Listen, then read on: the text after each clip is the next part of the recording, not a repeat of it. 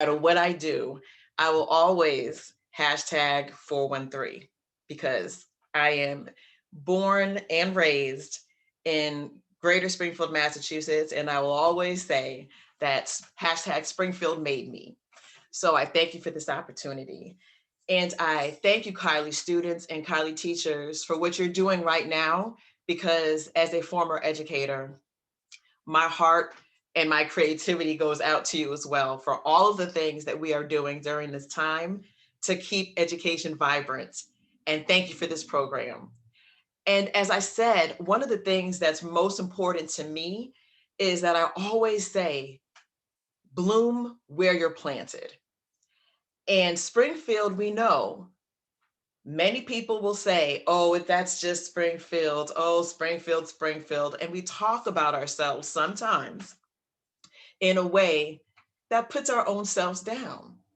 But I want to let us know today and share some unsung heroes with ties to Springfield that we can do and we can be all that we want to be and make an impact on society, not just here in our greater Springfield community, but across our state and across our country and even globally.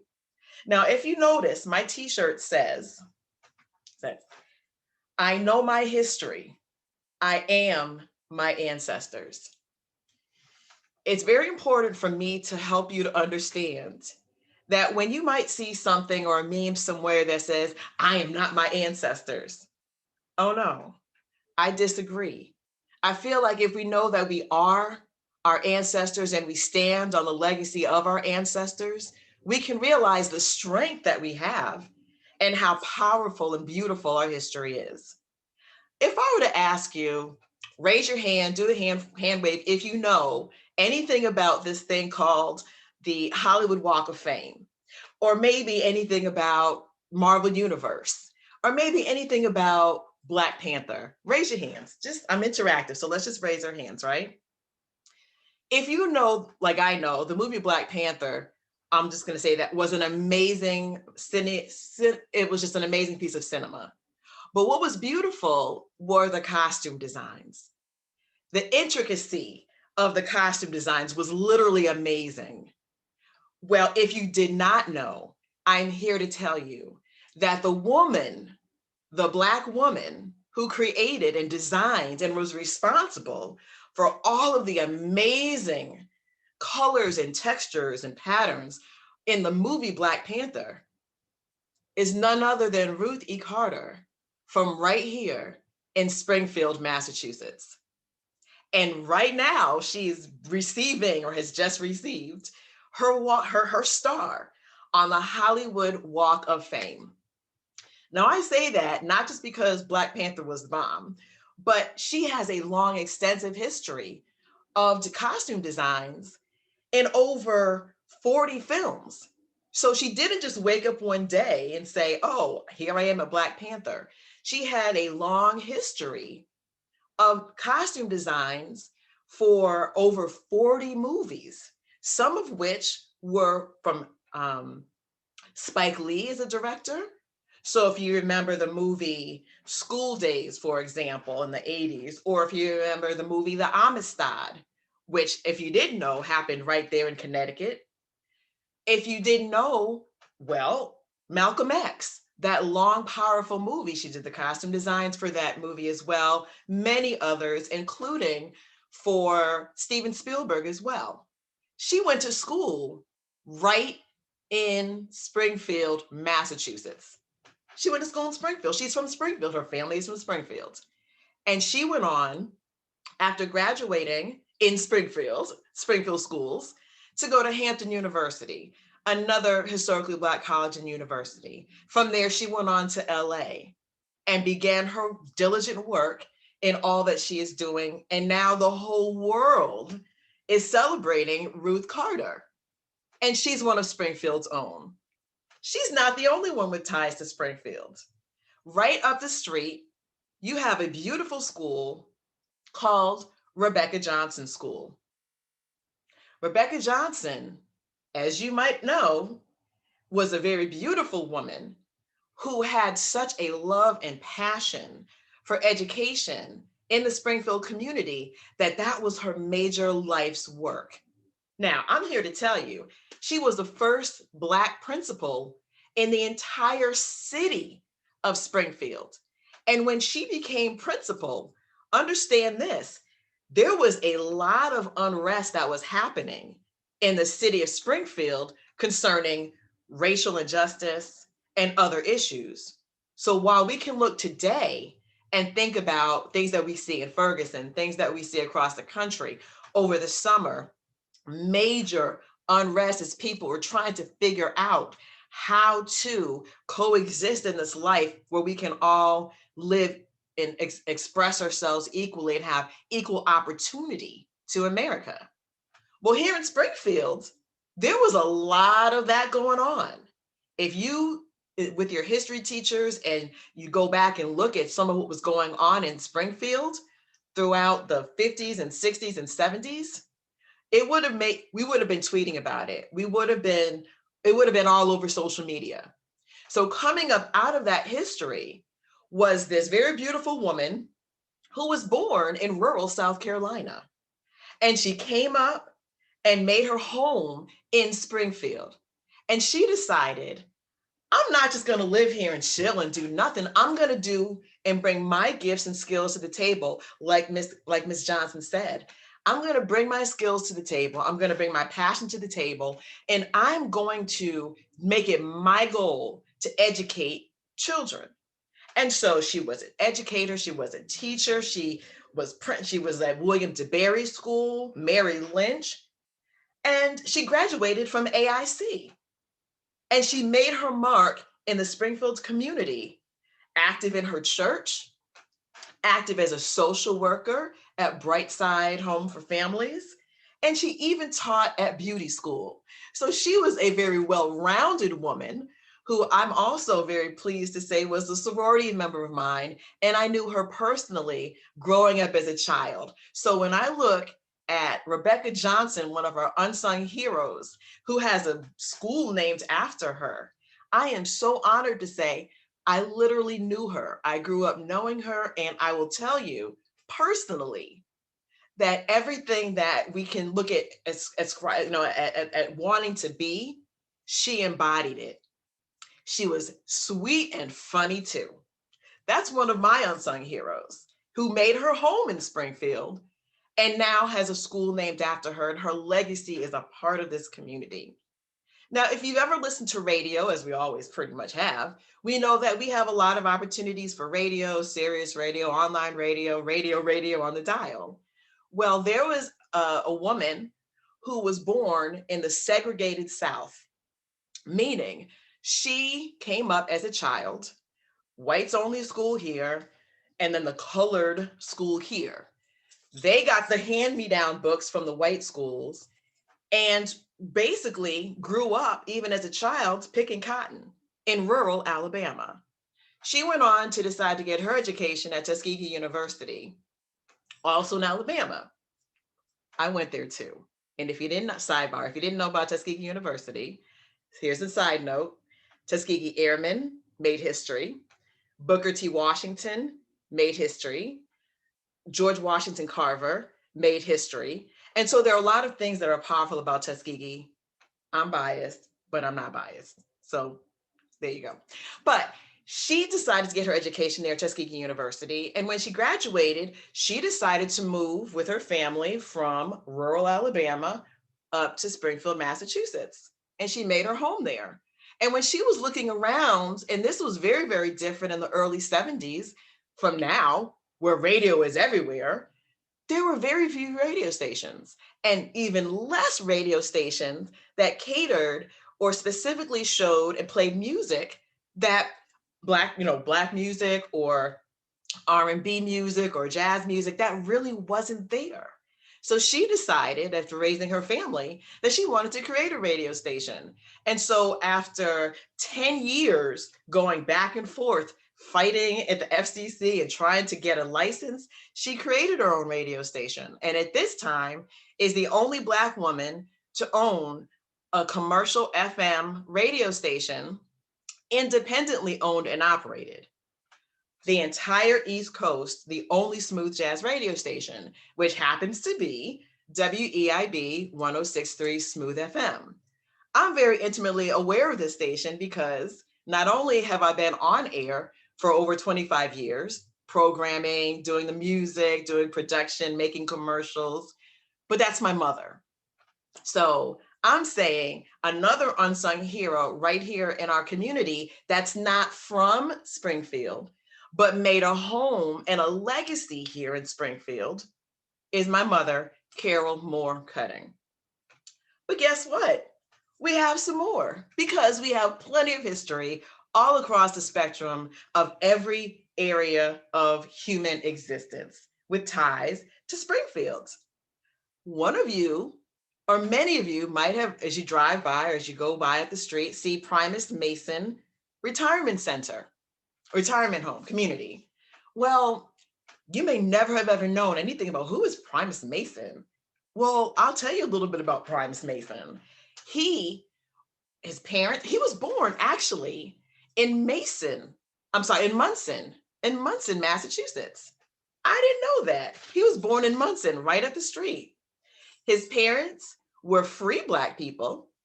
So although he never experienced slavery, but he at a certain point in his life was an indentured servant. What are you talking about, Miss Cutting? Well, what does that mean? Well, he was a well-known entrepreneur. He was a very charitable man and he earned a lot of money, but his life did not start off like that. He basically had a time period in his life with very, very little education, and spent time as a farmhand, essentially as an indentured servant. But he went on to get, to be able to be released for that, earn money, save money, and take the money that he earned over the course of his life to be a very successful entrepreneur, meaning that he said, I'm going to find an opportunity to earn money. Now, I'm going to remind you, during this time period, it's not like there were plentiful jobs for Black people. Hey, we just get a job anywhere. No.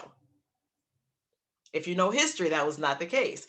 But he had the diligence and the resilience and the initiative to say, I'm going to bloom where I'm planted, and I'm going to earn money. I'm going to find a way to be creative and to use my mind to find ways to earn money. And he did that as a successful entrepreneur. And please go back and look him up because his facility named after him is right in our community. And did you know, he did not even, as the story goes, he did not even really know how to sign his name until he was 40 years old. But did that stop him? Of course not. He was able to earn money, accumulate wealth, and be so involved in real estate that he purchased with his money an entire section of Springfield. And we know that section as the Old Hill neighborhood. He bought the land that maybe you live on, maybe your home, maybe your apartment, who knows? But that whole area of Springfield, he purchased.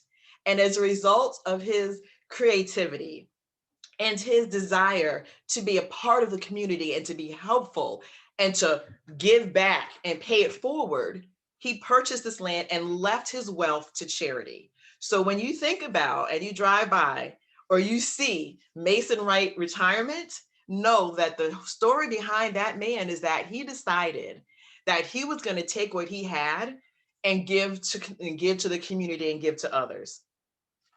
Well, it's Black History Month. So of course, if we go back a little bit further into history, thinking the civil rights movement, I could say, hey, who knows about Martin Luther King Jr.? Everybody's hand goes up. That's one of the first things that we probably ever have learned about in the civil rights history is the Reverend Dr. Martin Luther King Jr. Well, Ms. Cutting, what does that have to do with Springfield? How is that even remotely related to Massachusetts? Because he was in Atlanta, that's the South. Well, Here to tell you, not only as an educational fun fact about the Reverend Dr. Martin Luther King Jr., that he, the amazing student that he was, entered Morehouse College at 15 years old.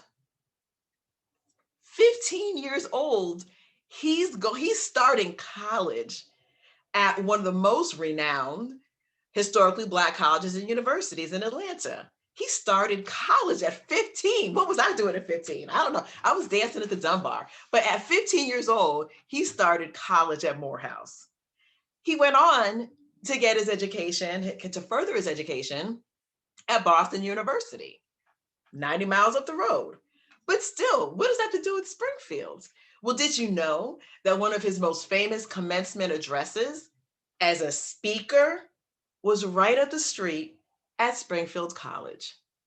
So we have someone who is internationally known and recognized, but he even has ties to Springfield. But you know what? As we look back even further in history, you might have studied a woman whose name was Sojourner Truth. She was a part of everybody's history book. We think Harriet Tubman, Sojourner Truth. We've learned about her. But did you know that even she has ties to Western Massachusetts? I'm going to say 413 on this one because it's not really Springfield, but it's still Western Mass. So she, if you did not know about her life, she was born into slavery. She was an enslaved Black woman. She was born in New York, but her name was Isabella Baumfree. But what does that have to do with Western Massachusetts? Well, she was well known after she escaped from slavery with her infant daughter, later on went to fight for the freedom of her son and won. And she began to become very, very well known throughout the world as a very famous abolitionist. And an abolitionist was one who fought against the evils of slavery. She didn't just leave it there. She was not just an abolitionist. She was also well known for her work for women's rights and women's suffrage, because that affected not just Black women, but also white women as well. So she was so well known for her speeches, one in particular, Ain't I a Woman? And even though, again, she was born into slavery, she also had ties to Florence, Massachusetts, right next to Northampton. Florence, Massachusetts, if you're ever able to go and visit, there is a statue there in her honor because she has ties and she lived in Florence, Massachusetts. That's 20 minutes up the street, going right up 91. Sojourner Truth, a woman in your history books. There is an honor to her right up the street in Florence.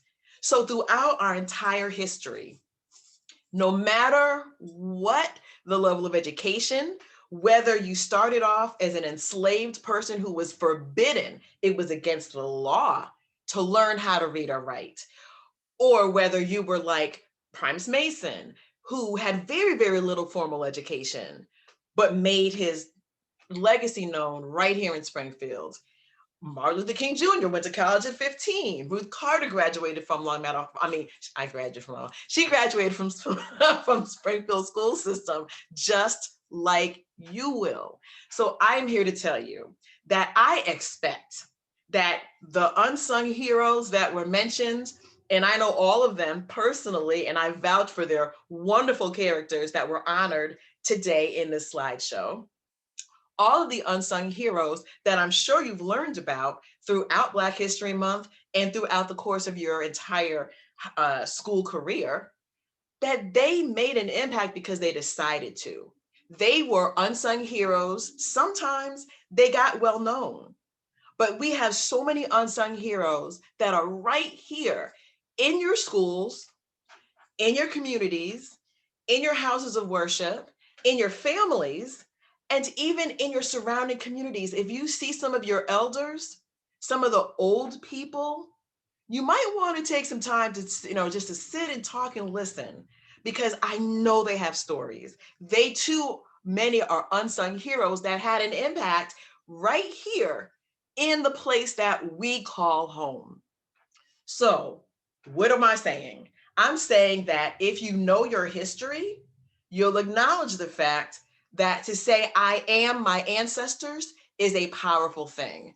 I am proud to stand on the legacy of every single person who has ever come before you, before me, before us, who made the way, who purchased whole sections of a city.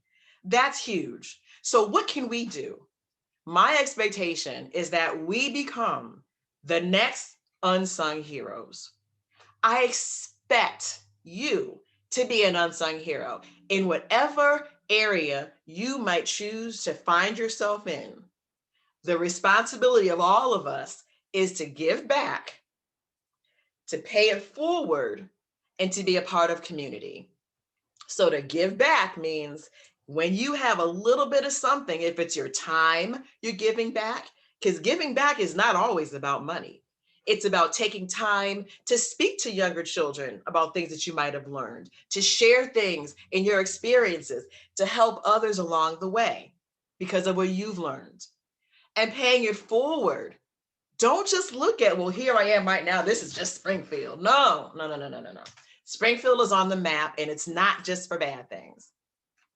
So I expect for you to be a part of the community where you were, whether you were born here or whether you moved here. And even if you leave here, I still expect for you to go back and claim, you know what? I'm a proud product of Springfield, Massachusetts.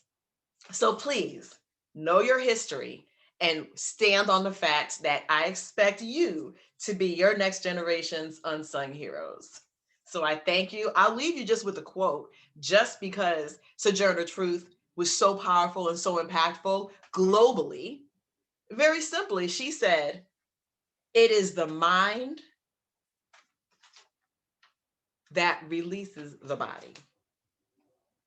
It's the mind that controls the body. So where your mind is, that's where your body, your history, and your legacy will go. So again, I thank you so much for the opportunity to speak with you all. I appreciate each of you all. Even though we're looking in boxes, I feel we're here together, and encourage you to please continue to show respect for your teachers who are trying to incite you and encourage you, and they're trying to inspire you to take your talents, your gifts, your abilities that sometimes we see it. You might not see it, but we see it. So we're trying to, so when we nag you and when we're on you, we're trying to inspire you to be the next generation of unsung heroes. So have a positive, peaceful, and a productive day, and be that unsung hero in your family and in your community. Thank you, Alicia. That was such a powerful, powerful word and speech that you gave to us. I know that all of our students are inspired by your words. I was inspired by your words, and I feel like I have my charge as a community member of what I need to be doing and making sure that I'm giving back. And so we know that we have some amazing students here at Kiley Middle School, and we do absolutely expect some powerful, powerful things that are going to come from our students. And so as we come to a close, we want to just simply say thank you to a few people that made this month possible. First and foremost, we just want to again just say thank you to Alicia Cutting. Thank you so much for your powerful words and being our guest speaker for today.